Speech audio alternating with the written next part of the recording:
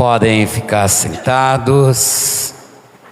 Queridos irmãos, queridas irmãs, estamos celebrando a solenidade de Pentecostes, a festa do Divino Espírito Santo.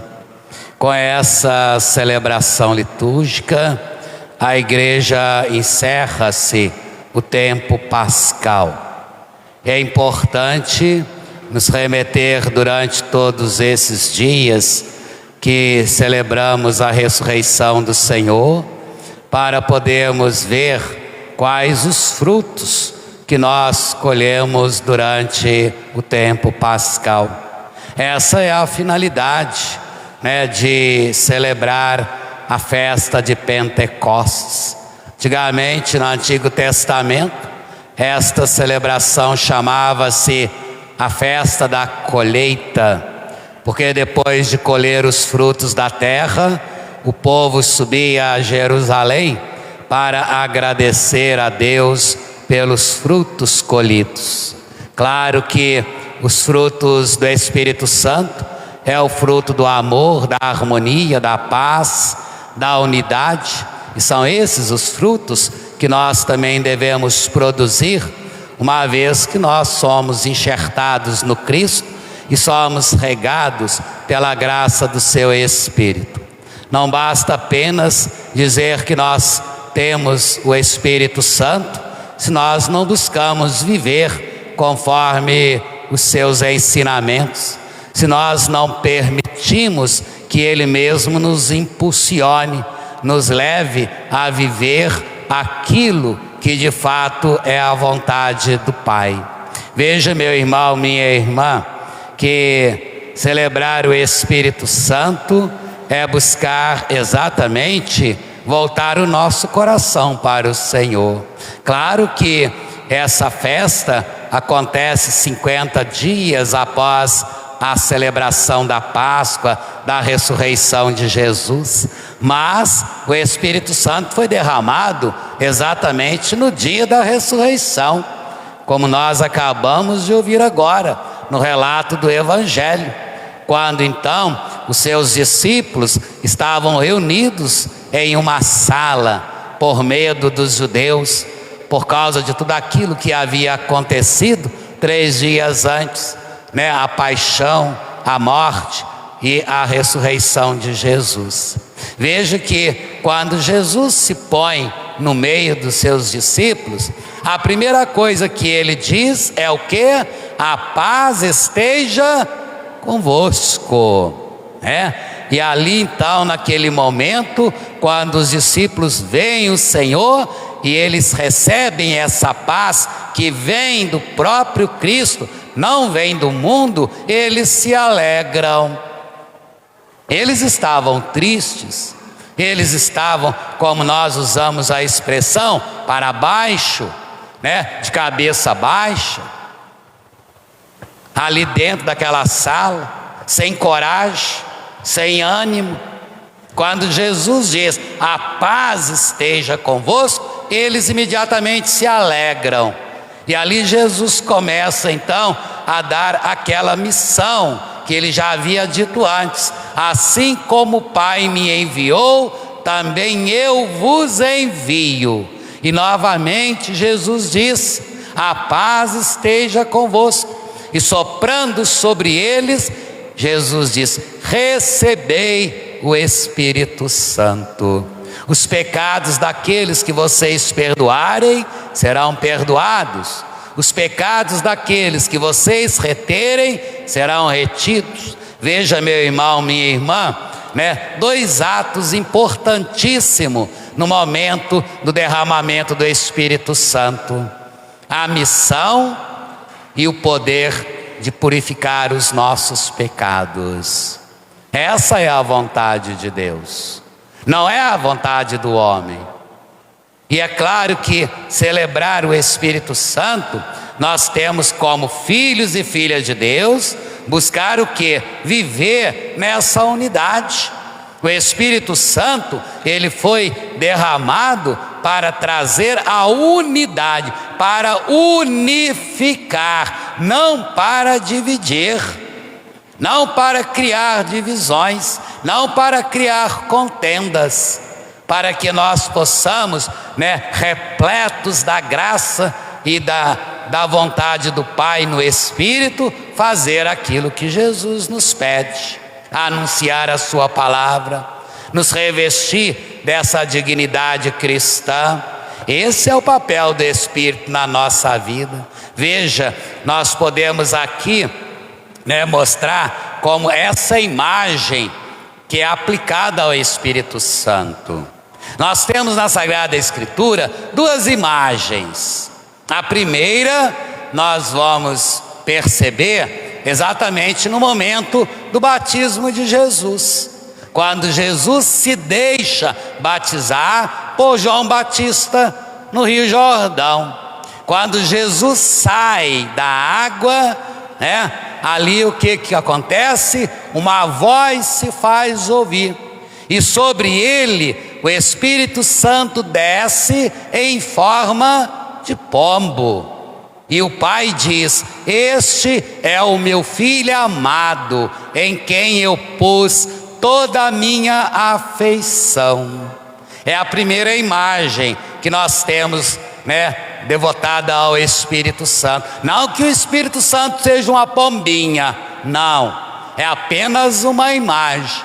E a imagem da pomba, ela reflete o quê? A pureza, a purificação. Essa purificação que vem através da voz do Pai no Espírito Santo. Não que Jesus precisasse ser purificado, porque ali ele é o Filho de Deus. Ele veio ao mundo, se encarnou, se fez homem como nós, exceto no pecado. Mas Deus mostra para nós essa imagem, o autor sagrado, exatamente para nos remeter à nossa purificação, tanto através do símbolo da pombinha branca, quanto lá da primeira leitura que nós acabamos de ouvir, tirada do livro dos Atos dos Apóstolos, que é a chama de fogo, em línguas de fogo. Vamos nos remeter lá no texto do Êxodo. Como Deus se manifestou a Moisés?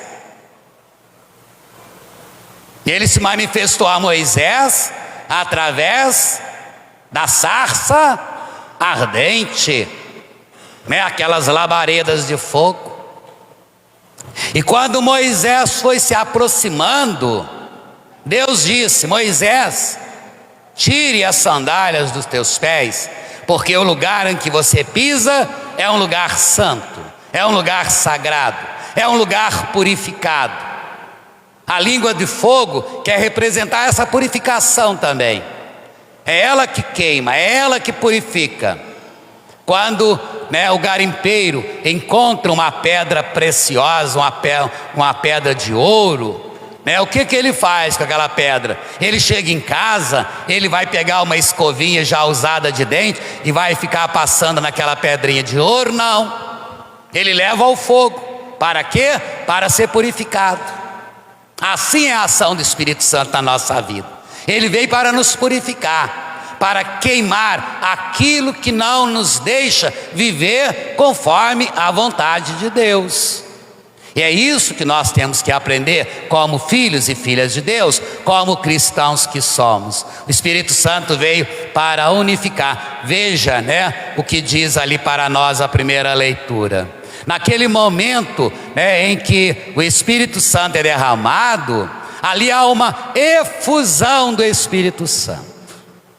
Não só sobre os apóstolos e Maria, que estava no cenáculo em oração, mas para toda a humanidade, ali representada por aquelas nações: medos, partas, elemitas, gente da Mesopotâmia, da Síria, da Capadócia, do Egito, da Líbia.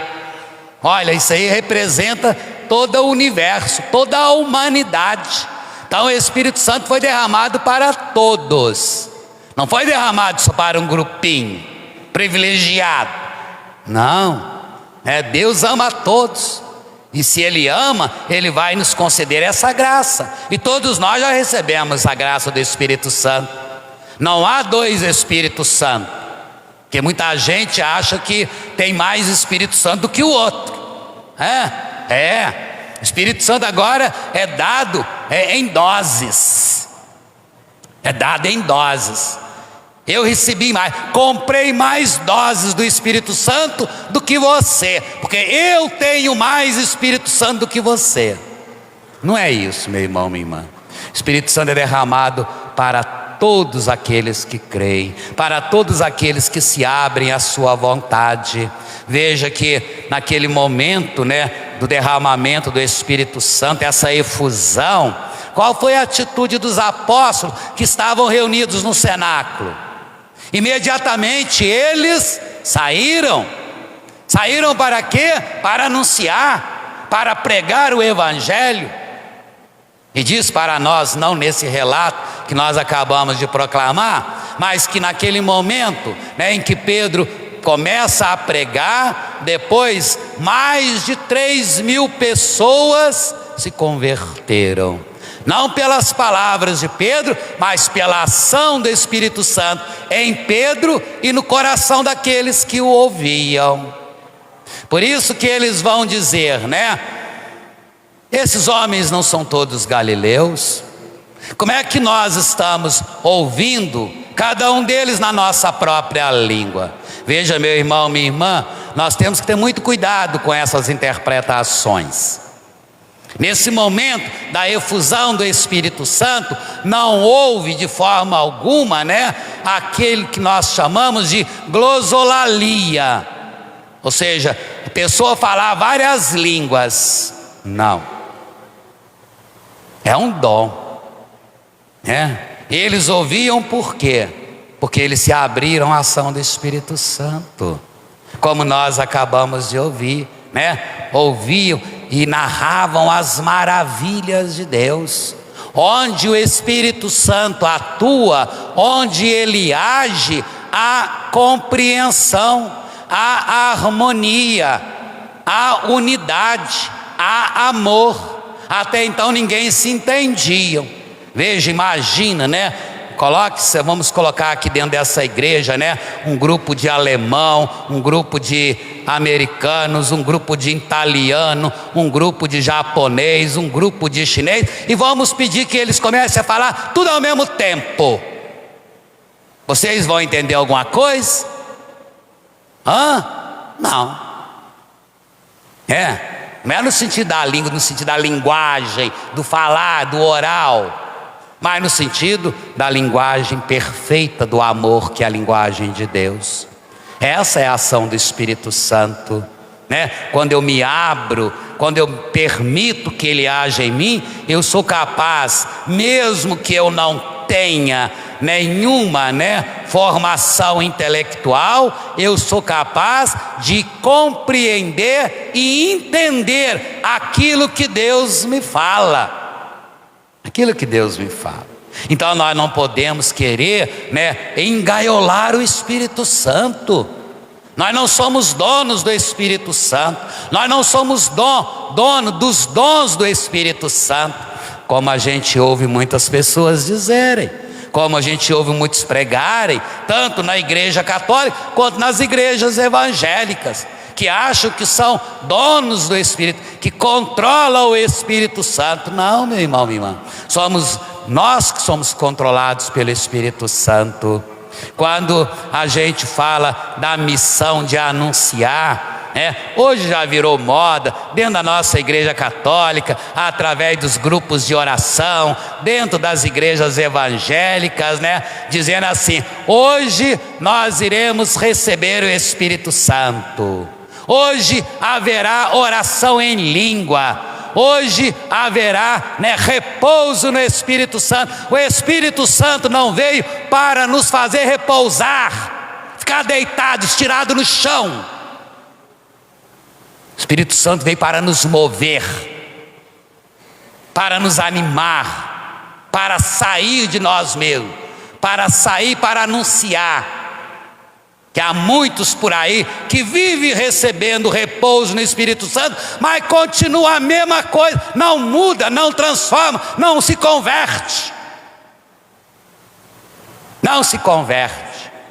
Em uma das comunidades pelas quais eu já passei, uma certa ocasião pregando, lá dentro do grupo de oração, a pessoa que estava pregando teve a ousadia de dizer essas palavras: eu tenho o Espírito Santo. O Espírito Santo, ele é tão forte em mim que só de tocar na pessoa, a pessoa repousa no Espírito Santo. Mentira! Mentira, isso é forja. É forja. Aquele negócio das pessoas caírem pela igreja é forja. É sentimentalismo puro. Não é Espírito Santo.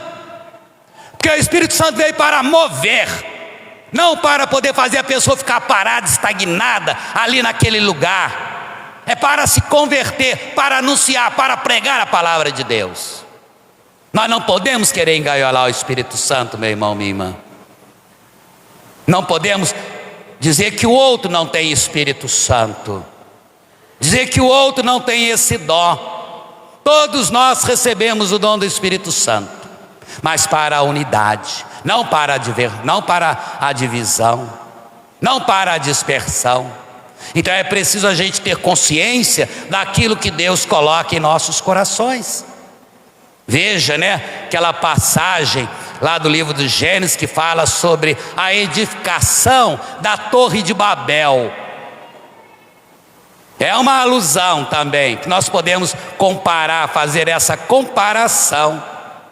O que acontecia na Torre de Babel? Qual era a pretensão daquele povo? Era ser igual a Deus, era seguir a sua vontade própria, era fazer aquilo que eles bem entendiam. Então eles chegaram a um denominador comum dizendo: vamos criar uma cidade, e nessa cidade vamos edificar uma torre que vá até o cume do céu. E aí Deus olha aquela ganância, aquela autossuficiência, e Deus vai dizer: isso não vai acontecer, não é a minha vontade. No início começaram bem, traga tijolo, traga pedra, faz a massa, vamos colocar aqui, vamos colocar. De repente começou as discussões, a dispersão. Ninguém mais já entendia ninguém, porque cada um queria fazer de um jeito, cada um queria fazer de uma forma, cada um queria que a sua vontade prevalecesse. E ali então houve-se verdadeiramente uma dispersão. É a Babel. Hoje, meus irmãos e minhas irmãs, também no seio cristão, nós estamos vivendo muito mais o espírito de Babel do que o espírito santificador. Há entre nós divisões, contendas, perseguições, desamor, falta de humildade, falta de respeito para com o irmão. Criamos contendas, julgamos o outro, falamos mal da igreja, falamos mal do irmão. E aí eu tenho o Espírito Santo. Não tem mesmo. Não, mas não tem mesmo. Não é essa ação do Espírito Santo. Ou nós acreditamos naquilo que Jesus nos ensina, ou então vamos viver a Babel. Vamos lá edificar aquilo que mais nos interessa. Basta a gente olhar o que vem acontecendo. Tanta divisão entre nós católicos, entre os nossos movimentos pastorais, entre nós membros de comunidade. E aí temos o Espírito Santo. Que Espírito Santo é esse? Não é o Espírito de Cristo, não é o Espírito que propõe a paz, que propõe a harmonia, que propõe a unidade. Mas aí eu quero agir conforme Babel, não conforme a ação do Espírito Santo, meu irmão, minha irmã. Então é hora da gente pensar, é hora da gente refletir, é hora da gente se converter. Ali na segunda leitura, São Paulo vai dizer claramente, né? Ninguém pode dizer que Jesus é o Senhor, senão pela ação do Espírito Santo. Há diversidades de dons, mas é o mesmo Espírito. Há diversidade de ministérios, mas é o mesmo Espírito. É um só Senhor, há uma só igreja. Nós formamos a igreja, nós somos membros dessa igreja, cuja cabeça é Cristo. Por isso que São Paulo faz essa comparação, né? E quantas vezes a gente pode associar essa imagem do Espírito Santo? E eu costumo sempre, meu irmão, minha irmã, associar também essa imagem do Espírito Santo como uma grande orquestra, São Paulo aqui fala do corpo. Imagina se você quiser fazer a sua vontade. Nosso corpo é um só, mas há vários membros, cada um na sua função, cada um no seu determinado lugar. Não há brigas entre eles. O coração não briga com o fígado não briga com os rins não brigam, com o intestino. Cada um vai agir conforme a sua função. Há harmonia, há unidade entre eles. Imagina se você não aceita isso, aí você vai dizer: ah, mas eu não aceito, eu não gosto do meu coração aqui, eu quero o meu coração no lugar dos meus rins. Vai morrer, diacho. Ali não é o lugar do coração, mas nós queremos trocar. Nós não aceitamos a vontade de Deus, nós queremos fazer a nossa vontade. É a mesma coisa de você trocar, os dedos da mão pelos dedos dos pés. Quantas vezes nós dizemos que esse dedinho aqui não vale nada? Vale, ele tem a sua função, ele é importante. Aqueles que tiveram por um acidente, ou pela própria natureza, perdido esse membro, ou nascido sem ele, sabe a falta que ele faz. E nós queremos desprezar o irmão, e nós queremos desprezar o outro, porque achamos que nós somos perfeitos. Quando São Paulo fala de diversidade, é nesse sentido, meu irmão, minha irmã. É a gente saber o nosso lugar, fazer aquilo que nos condiz, não aquilo que nós queremos, pela ação do Espírito Santo. Então assim é uma grande orquestra, A gente vê aí na televisão, muitas vezes aquela concentração de orquestra, você vê, vai lá os músicos, vários músicos, tem uma orquestra aí que tem mais de 1.500 membros. Quando eles são enfileirados lá naquele palco, vocês podem ver, é tudo nos seus devidos lugares. A seção do violino, a seção do piano, a seção do trombone, a seção da flauta, a seção do prato, a seção da harpa. Assim é nós, são os membros. E eu comparo muito o Espírito Santo com o maestro. Qual é o papel do maestro? É reger aquela sinfônica, é reger aquela orquestra. E aí ele começa com a sua batuta, ele começa dando as notas musicais, e aí você é capaz de ouvir, no meio de 500 instrumentos, você é capaz de ouvir suavemente o som de cada um deles, em harmonia, Você ouve o violino, você ouve o violoncelo, você ouve o baixo, você ouve a bateria, você ouve o prato, você ouve a harpa, você ouve a sanfona se tiver, você ouve a flauta, tudo harmonicamente. Por quê? Porque eles são regidos, O maestro com a sua batutinha vai regendo aquela orquestra. Assim é o Espírito Santo, meu irmão. O Espírito Santo é esse maestro que nos rege e que nós devemos estar atentos, né? Com os nossos ouvidos da fé abertos para ouvir as notas musicais que o Espírito Santo está fazendo ressoar em nós, para que não haja desafinamento. Quando o maestro, por um motivo, ele erra uma nota, aí acontece Babel.